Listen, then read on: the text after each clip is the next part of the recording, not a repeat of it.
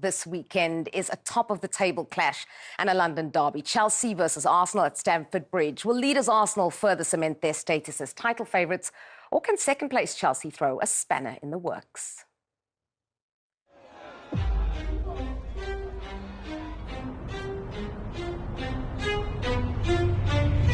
West London and North London collide. Teams still winning.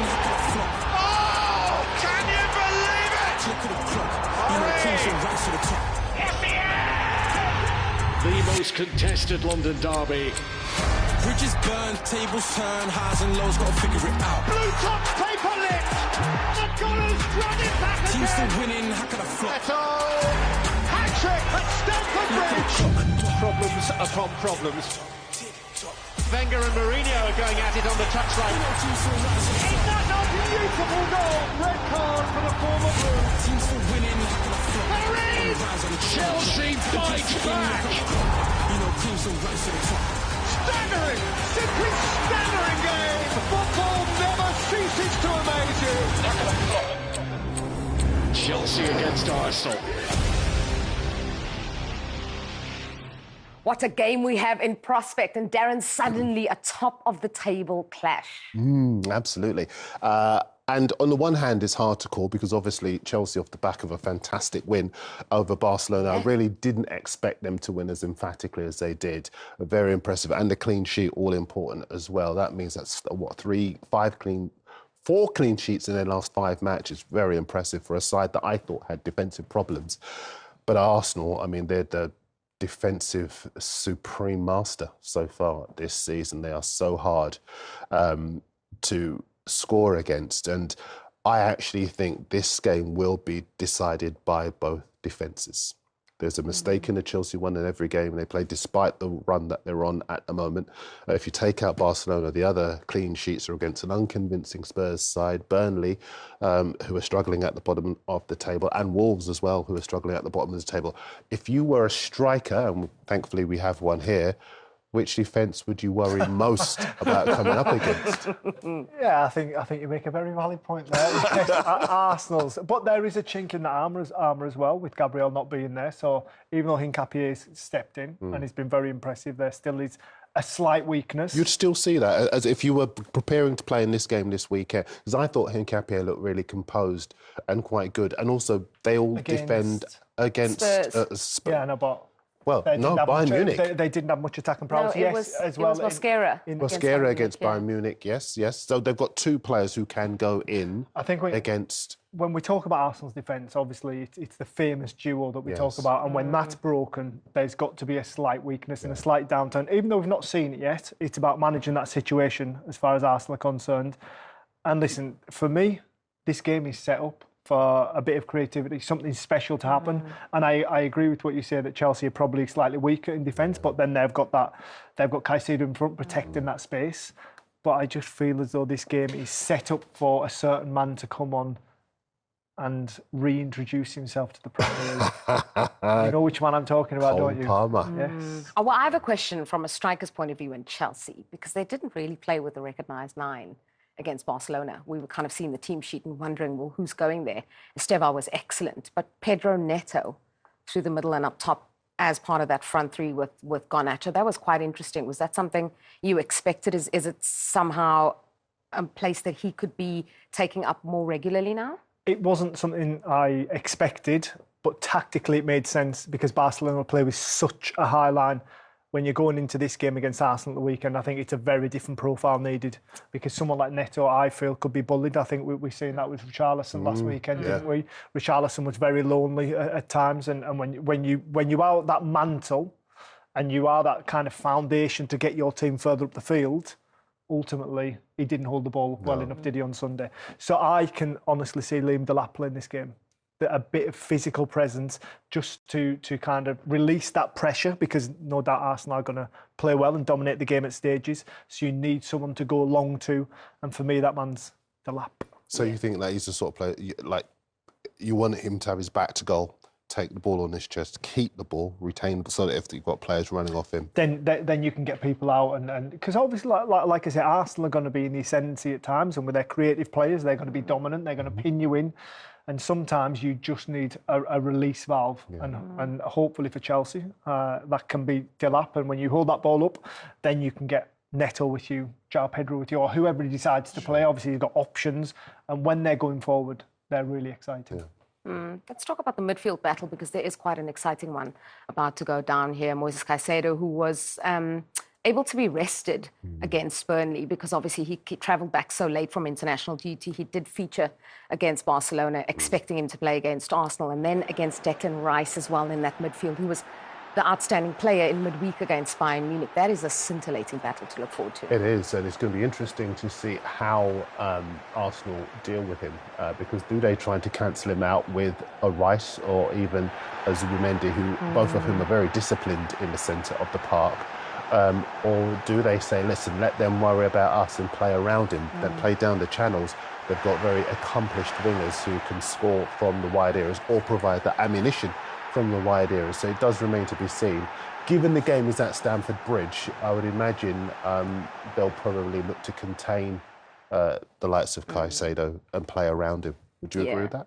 Yeah, I think it'll be definitely one man they're trying to stop, and like you say, that is a possibility, whether it's Rice or Zubimendi. But him in his part, that last clip there is so special, isn't it? The way he hunts that ball down, and honestly, in those situations, he's so quick and so dominant. For me, he went there with a lot of hype from Brighton, a lot of expectation to step up. Obviously, the price tag came into consideration. And I feel now we're really starting to see the real Moises Caicedo and how good he can be. And I still think there's potential and growth left in him. And I think on those clips as well, we're seeing him getting further forward, and he's more efficient, whereas we know him as that kind of deep line protector. Yep. I think he's adding elements to his game as well. Yeah, well, you mentioned Cole Palmer earlier as well. I want to move on to him because Enzo Maresca was speaking about the prospect and likelihood of Cole Palmer and Estevao playing together. No, they can play together. They can play together. Depends, against which team, depends a little bit the game plan. But for sure, they are excited. The fans, they are excited to watch both together. We also are excited, thinking that at the end, we need always, balance between the two faces. Yeah, there was a funny moment at Stamford Bridge. Cole Palmer was, obviously, they showed him, he was sitting on the bench there. And then when Cucurella was given player of the match, Palmer was standing pitch side and was like, how did you win this? Because I think a lot of people thought Estevao was the outstanding player. Very, very exciting prospect. And I think exciting for a lot of people that he chose to come to the Premier League. Yeah, super exciting. Listen, I covered Brazil in the international break as well, and I saw him there, and he is their next big star. There's a lot of hope on his shoulders going into the next World Cup, and that comes from his time at Chelsea, what he produces in the Premier League, and it's there for Carlo Ancelotti to see. And for me, yeah, as an ex-forward player, when Maresca's asked that question, I think it could be beautiful watching those two together. I think it'd be a wow. Well, you schooled me before the show because I was saying to you, look, I don't know if you can start Palmer in a game against Arsenal, formidable Arsenal, after 2 months out. And you told me a really interesting story. Yes, I did, yeah. So I was recovering from an ACL injury. I've been out for 10 months, and Tony Pulis thought it'd be a really good idea to start me in my first Premier League game against Manchester United. And their partnership at the back then was Vidic and Ferdinand. So it was a rather long afternoon, to be honest. Get a kick. Wow, how did that go? How did that go for you?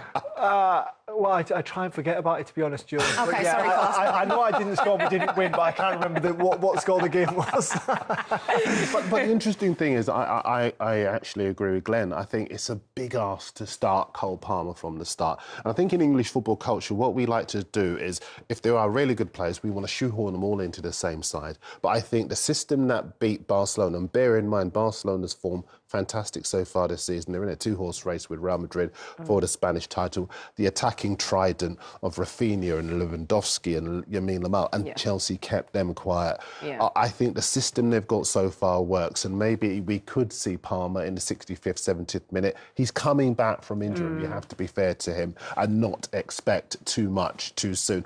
Estevao, or Estevao, some people are calling him, he's more than capable of minding the store by himself, I think. Yeah. Estevao, if anyone forgot that you're a print headline, man. There's the proof. It's in the pudding. Esther, wow. I'm available for bar mitzvahs and weddings as well.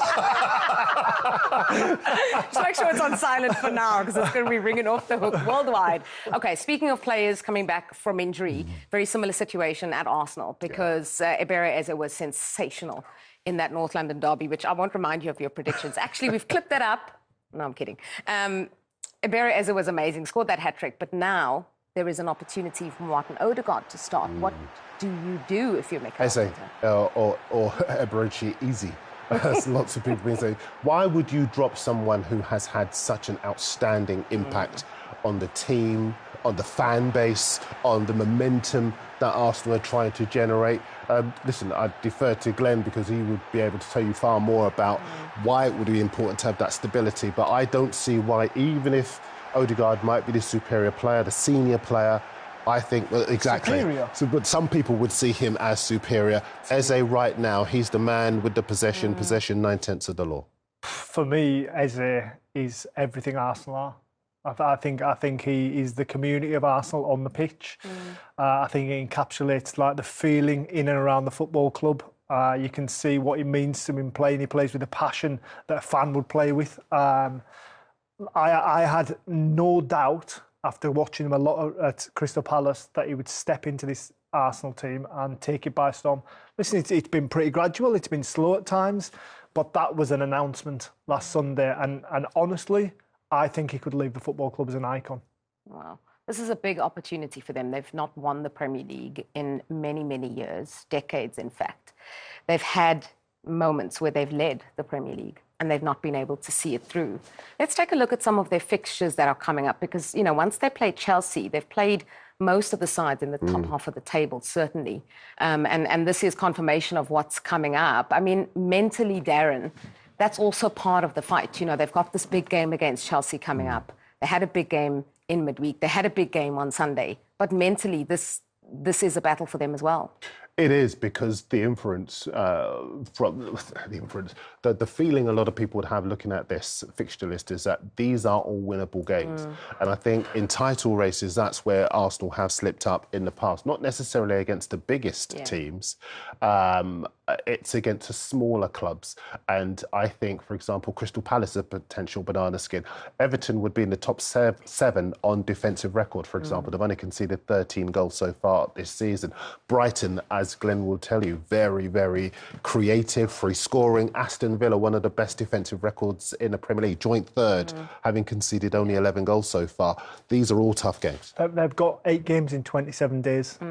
That's like a game every 3.5 days. That's a tough ask for any group, especially against the quality they're coming against. There might not be the names that we kind of consider being a difficult game for Arsenal, but I think any Premier League opposition, and this is really where we're going to see how they manage being top of the league, because obviously they've got history